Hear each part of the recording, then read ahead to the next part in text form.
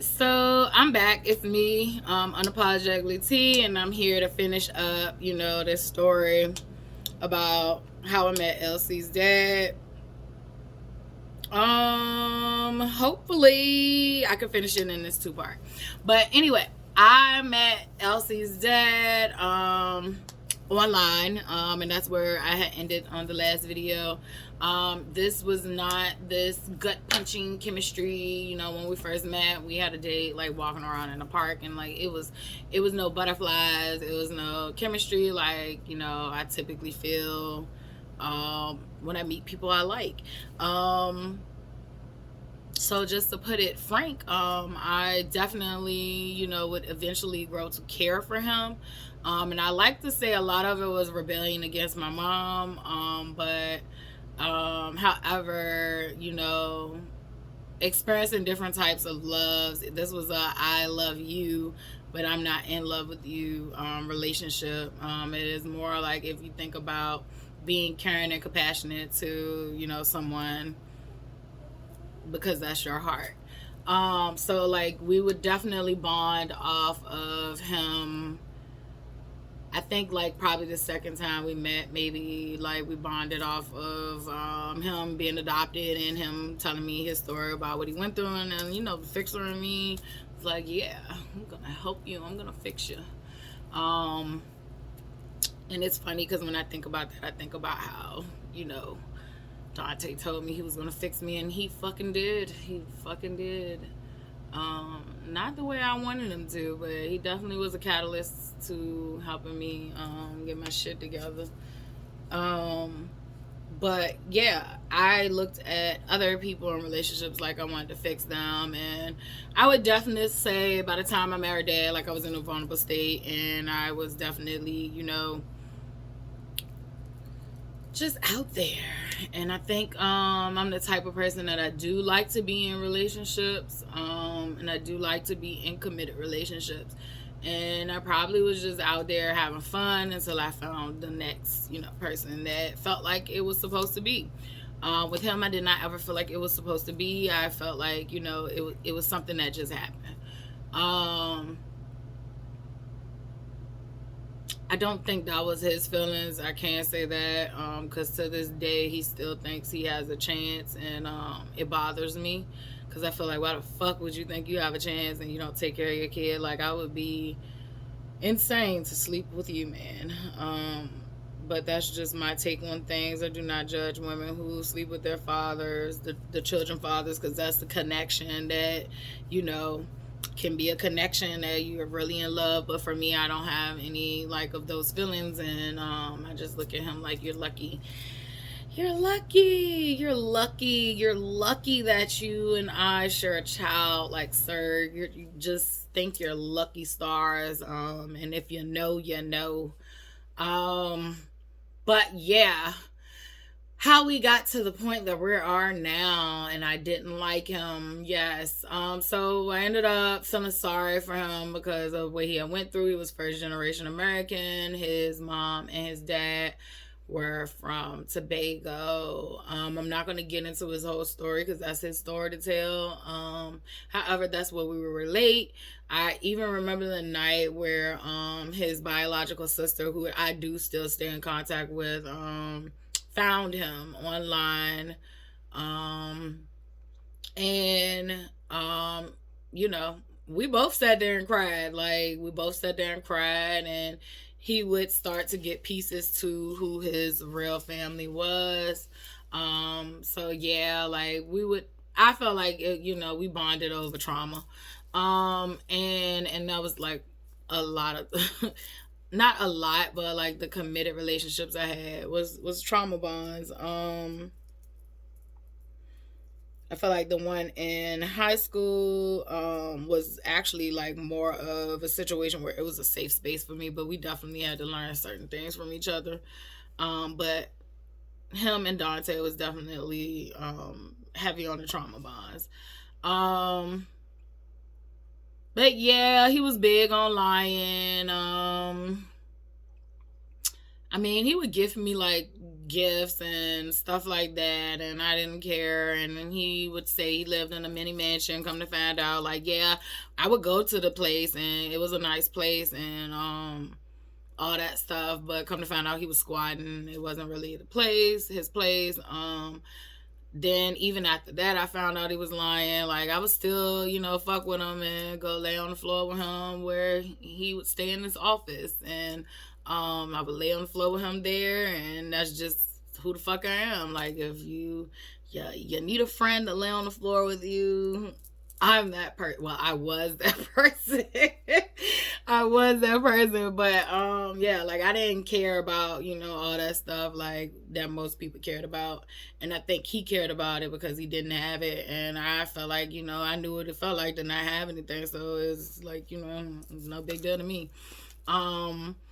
But yeah, I definitely think I stayed longer because my mom didn't like the relationship, and I wanted to prove her wrong. So I even feel like he wanted to prove her wrong, and he even got a place to prove her wrong. But what he ended up doing was writing a check bounced. We couldn't pay the rent. I didn't want to go back home. I ended up getting a title loan on my car. Don't get title loans on your car if you don't know what you're doing, or do not get those payday loans if you don't know what you're doing. Like, those interest rates keep you in a chokehold. And how I finesse the system, it's not even finessing, it's just reading your contract, reading the days you have until interest will occur, was making sure that I paid it back before the interest occurred. If you do not pay it back before the interest occur, you're going to be in a bigger hole than what you started out in. They actually need to take that shit out of our neighborhoods. It's criminal. It's very criminal. They call us the criminals, but sometimes I find that the biggest crooks are the people in charge. But let's keep on going. Pick up what you can from the story and keep it moving. Yeah, so ended up doing that, sparing us. By that time, I had started taking school more serious. My best friend had taught me how to study. And that just opened up the doors for me. Once I learned how to study properly, like, it was over. Like, 1 degree turned into 3. And I just, I even picked up a job on campus and all that stuff. So, like, I literally, just, my doors was starting to open up with school, which they had previously felt like they were about to close. I was about to drop out, and I don't know what direction my life would have took if I would have dropped out. I don't know what direction my life would have took if I didn't have Charlotte. So I never regret meeting this man, this boy, because he never fit any of my check boxes of what I liked at all. Personality, physically, spiritually, like nothing. Like, I like older guys. He was a year older than me. I liked hood guys. He was not hood. He went to a school of arts. He did have childhood trauma, don't get me wrong, but he was not hood. He was raised, in a nice family, and he definitely had privileges that I did not have, and I definitely envied him for that, because I felt like he did not take advantage of them, which I would have. And but then I can't say that, because the only reason I probably wanted to take advantage of him is because I did not have those privileges. And he used to even make fun of me. Like, I remember he used to say, like, oh, you was a field trip baby. And I was like, what the fuck is a field trip baby? He was like, you only used to go places when, from a field trip. And I thought about that shit, and I was like, yeah, you right, you fucked up bitch, because you didn't have, like, you got to go and see things and do things. And I will say I did, once I got older, got to see more, but like, he had the opportunity to see more and do more, and like, what did you do with it? But anyway, that's just me and his beef. I don't feel like that about other people, but that's just me and him. Let's see. I will say this. I ended up finding out I was pregnant. I was on birth control. And I don't know if I stated in a previous video, I can't remember, but definitely, like, I always practiced safe sex when I was not in a committed relationship. And even though, you know, we were in a committed relationship, we started out practicing safe sex. I don't know if I mentioned it earlier, but I definitely was the girl who kept condoms around. But by the time like we were living together, I thought I could trust him. But yeah, ended up getting pregnant with Charlotte, was on birth control, had a period too, was in denial. Went ahead, went through that, was crying in the hospital, didn't know what I was gonna do. One of my 8th grade teachers ended up coming through the hallway and seeing me, because you know, like some ERs, they have you in the hallway if it's not like you're not like the medical emergency. So she ended up seeing me in the hallway, and she had a talk with me. She was a Jewish woman, and I remember she was like my 8th grade, I think, English teacher, and I think now she's principal in the school system. But she definitely helped me, you know, get out of that doom and gloom of, you know, my life is about to change, and am I going to be a good mom, and how am I going to do this while I'm in school, and do I have to quit school to be a mom, and, you know, can I do this by myself? Because that's the first fucking thing that popped up in my head. That nigga was over there happy, and I was over there sad. He even looked at me like, why are you sad? And I'm like, because then you just heard him say like we about to have a baby. Like, that's a responsibility. Like, life about to change. It's not gonna be about me.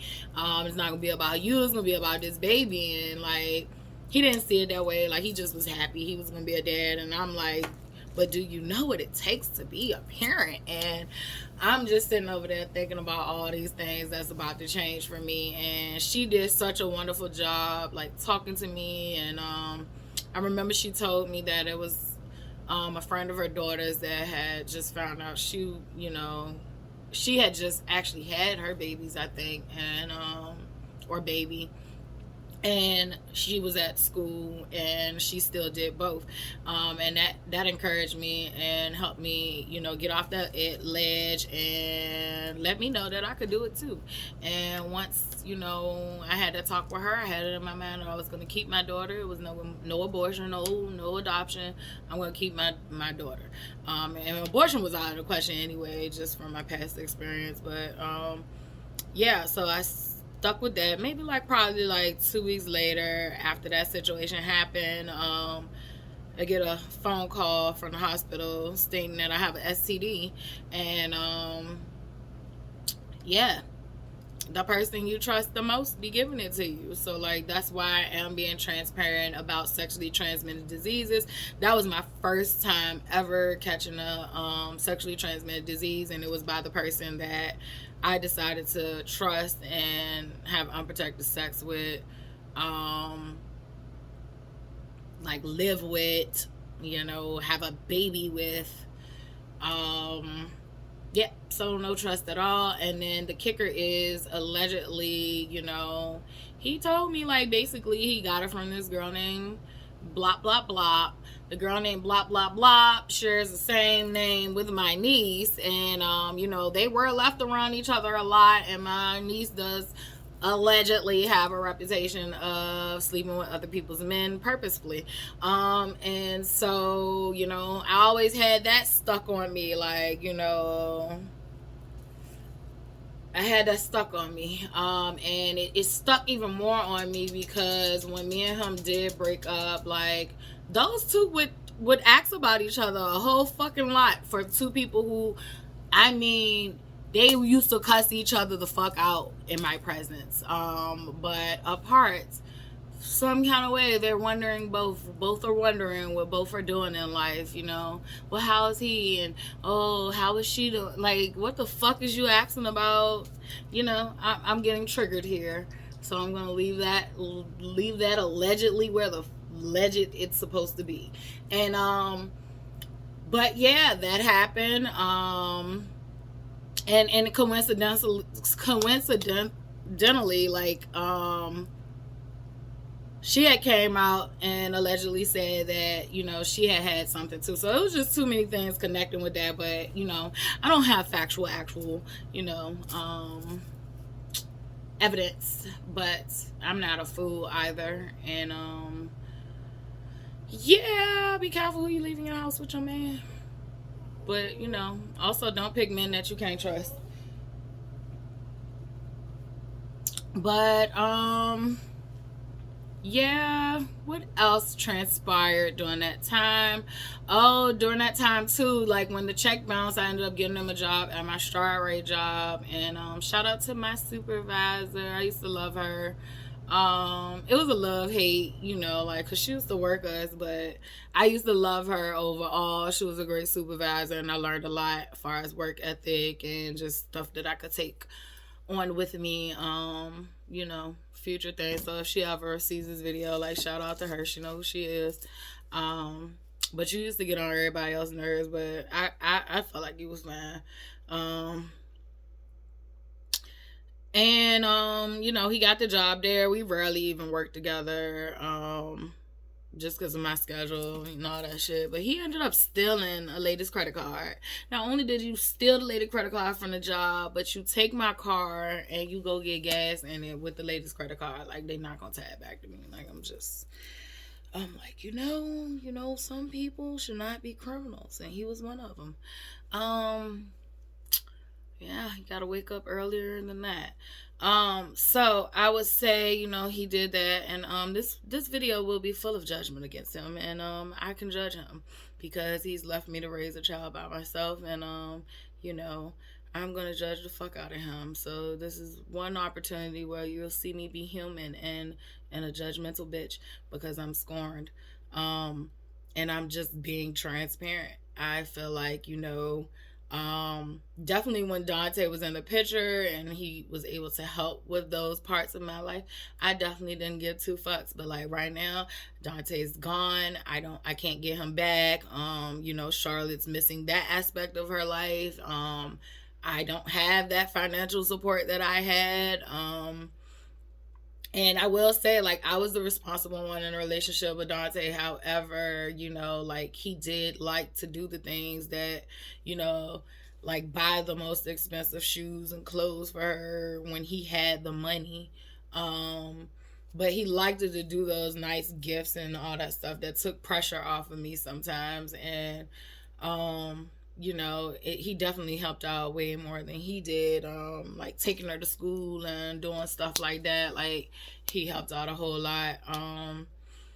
So, you know, I'm feeling it right now, and I'm feeling angry, and I still want to tell the story though. So like, you might see some judgmental parts come out, and you know, I'm activated, and I see that I'm activated, and I'm activated because I'm raising a child by myself, and I have been raising a child by myself for 13 years.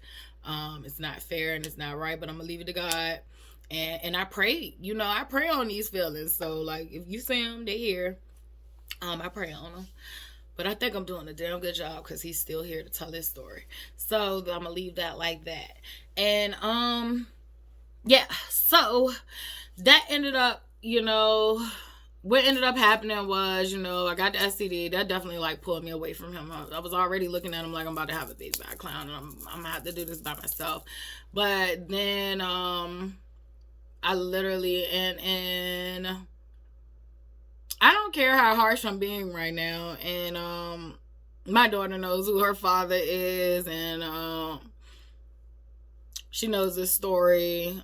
She didn't get it, you know, raw and uncut like you guys are getting it, and she probably will see it one day. And but at this point in life, she does know how I truly feel now. My feelings ain't gotta be her feelings, but I mean, she's the reason that I feel this way, right? Because if you're a parent, you know the hurt on your child's face when that absent parent does not, you know, show up for that child or hurt that child with broken promises or not being there, not supporting them. Like, you know that hurt. And mine's actually, not only is he not consistent and not there, he actually do digs, and it's just crazy. But so if you're worried about Charlotte, Charlotte know who the fuck her daddy is. Like, I'm trying to tell y'all who he is. So, you know, there you go. I will say, and you hear a lot of cuss words in this video, because like I said, yeah, I'm not gonna pretend. Definitely have not, what do you say, heal? I haven't healed over this. I am just, like, but I'm doing good. Like, he's still here. So I'm doing good. But yeah, it's definitely took a toll for the worse after that situation happened, because I was like, that was real betrayal of trust right there. Not only did you give me something, you gave me and the kid something, and thank God, it was curable and it was caught early on, and it was, because I didn't have symptoms, and that's a lot of, that's sometimes how things get passed around, because people don't have symptoms. He the fuck was having symptoms, but I wasn't having symptoms, but he was having symptoms, and that was fucked up.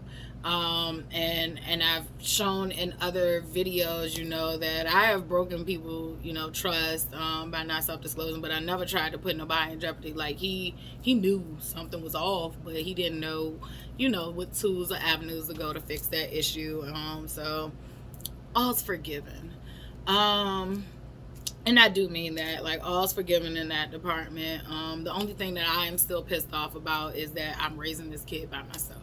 But all the other stuff, like, I have forgiven him, and I'm getting to it.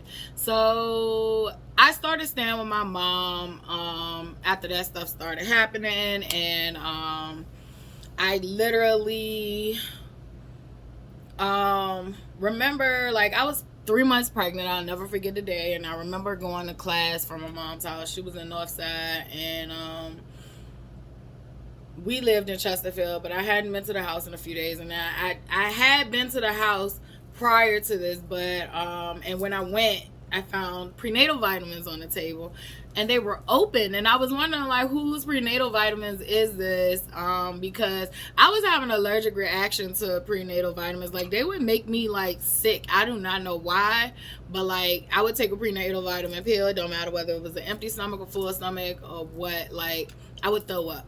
So I stopped taking them. And I would throw up throughout my whole pregnancy, but it was, like, worse when I would take prenatal vitamins. So I stopped taking them, and what ended up happening was they were a set of prenatal vitamins on the table. The seal was broken. So when the nigga told me that, I asked him, like, where these come from and why are they here? Oh, I got them for you. And I was like, well, the seal is broken and you didn't buy them from the store. So, and I used to give him too many clues to lie, but, yeah, he was like, oh no, my homeboy, his girlfriend, she was pregnant, and she ended up losing her baby, and I got him for you. And so, like, that was a red flag in my head. I was like, bullshit. And but anyway, that particular day that I did decide to go to the house, I got this nagging voice in my head, and it was my voice, and it just kept saying, like, go check on your house. And I was like, but I gotta go to class. And it was like, go check on your house. And I was like, but I have to go to class. Like, forget that nigga. Like, and it was like, but if you really want to know, go check on your house. And, like, because we were in this phase where, like, I am not with you, but, we're pregnant. Maybe, we just need a break and we'll work it out. And mind you, I'm still paying the bills, because you done fucked up and lost your job because you was stealing. So I'm paying the bills at the house that you're staying in, and I'm staying at my mom's house. So,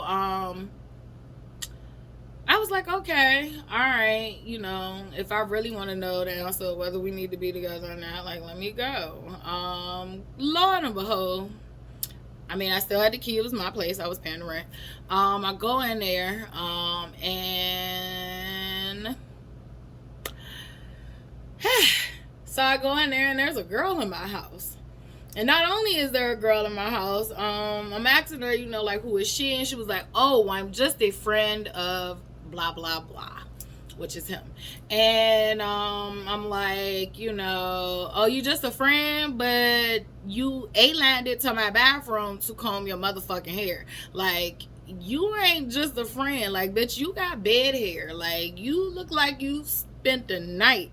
Like, you look like maybe you just got, pound. Like, so, like, I got mad because, like, now y'all looking at me like I'm boo-boo the goddamn fool. Like, I'm gonna really go for this. And I advise people, and I'm gonna say this loud and clear, I don't like cheating, period. But if you gonna cheat, don't bring nobody in no house that you share with nobody else. Like, you are really setting people up to get hurt or killed. Like, don't do that. Do not do that. This is a disclaimer. This is a warning to whoever needs to see this. Do not bring somebody into your cohabitated place. You're setting them up and yourself for a very volatile situation. Because when she played in my face with her answers, I wasn't even coming for her. I was coming for him. Originally, and when she started playing in my face with her answers, that's when I wanted to come for her, because it was like, bitch, you need to get out. Like, if you really ain't got nothing to do with this, like, you shouldn't be in my bathroom brushing your hair, like, taking your time, like, you got time to get the fuck out the house. Like, you brought your whole kit with you to, like, be in my house, because that was not our brush. Like, so that means you brought things with you to be comfortable in my house, which let me know that by you saying that you was just this friend, that meant you knew about me. So, like, my brain had connected so many dots in like 5 seconds. And before I knew it, I was at the bathroom and ready to go to town. And he knew. And I'm gonna make this clear. Like, I've made the Dante video and talked about domestic violence and how domestic violence affected me. I will be transparent with you and let you know, like, I used to be an abuser physically to him sometimes, and vice versa. Like, sometimes he'll put his hands on me, and I definitely learned more in that relationship, like, to keep my hands to myself. There would have been times in Dante and our relationship where I had did some things I ain't too proud of, and he did some things he ain't too proud of. Like, I even got pictures of stuff. So I feel like, but there I did learn, like, not to do stuff as much as I was used to doing. But this particular situation, I lost my motherfucking mind, and for good reason. Like, I'm paying rent here, and you got somebody else in my bed. Like, you got somebody else in my house.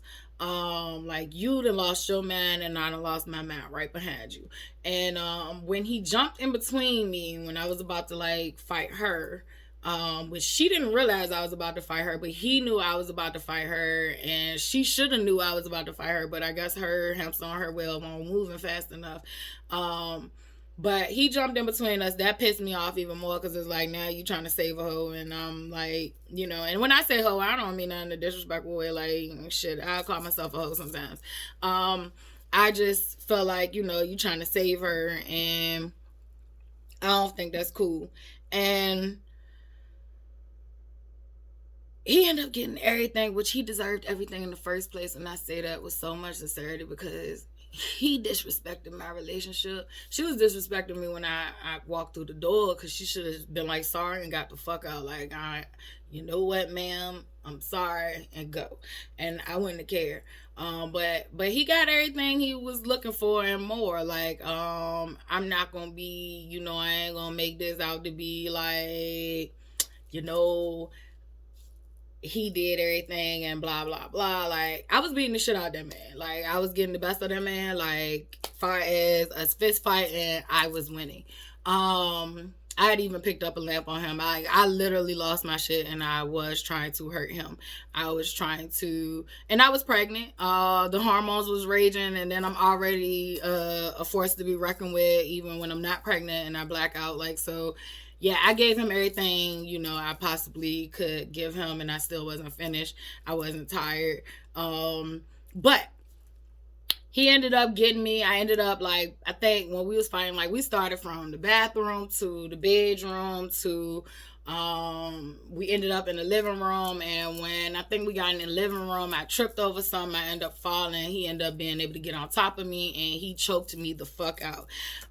That's why I make disclaimers to women sometimes. Like, yeah, I grew up a fighter. I grew up, when my brother, was rough with me, taught me how to fight, put me in certain positions, so I know I'm strong. However, I do feel like I'm not stronger than men, on average. That doesn't mean that, every man, I can beat. And with him, I looked at him like he wants shit. And even in that situation, once he was able to get on top of me, That's where I lost it, and I almost lost my life. He had choked me out so bad that like I had blacked out. I saw my life flash before my eyes, like everything. Um, and I mean, like I literally have flashbacks sometimes. I used to have flashbacks sometimes, even just on the strength of like where me and Dante was laying in the bed, and like he'll move his hand and he'll move it too close to my neck, like I didn't like it. And it was like this traumatizing thing. Um, but I would grow out of that though. I would find that out during some adult activity, like that was weird, but I still don't like it for some reason. Like it's just like it make me think about that situation, but it also is a situation that make me feel something. So another wiring of something crossed that I would like to uncross. But yeah, I blacked out that day, almost lost my life, and I think once he realized, because like I even remember to the point where like I had no more voice. Like when you screaming, you just can't scream no more. Like I ran out of voice. I thought like I did a prayer in my head because I thought like I was about to die, and I did. I went out, and I guess he stopped because I went out. I remember him talking to me while like he had flashed out, right? He had flashed out. I remember him saying certain shit to me while he was choking me, and like I definitely I woke up after he decided I guess he thought he had killed me or whatever. But I woke up and I just remember getting my shit, and I told him that I should call the police on you. And but then I thought about it and I was like, no, because I was dog walking your ass in this house. So like, we even. But that's fucked up. I was pregnant, and you tried to protect this girl, but I was pregnant and you tried to kill me. But I was fucking him up. So I had to reiterate, like I definitely feel like I made that man want to kill me. And I'm laughing. It's not funny because domestic violence is not funny. But I look back at that shit like I resented him for years. That I had blacked out on that floor, but I look back on it like I was fighting wrong with wrong, so like I can't really, condemn him for, what happened or what transpired. But I definitely, if I wanted to be vindictive, if I wanted to be petty, like I definitely could have told people right, and people would have fucked him up right, or like caused harm to him, like, but I didn't. I didn't even tell my mom when it happened. I told her like later on after, I think I had even probably maybe had Charlotte by the time I told my mom.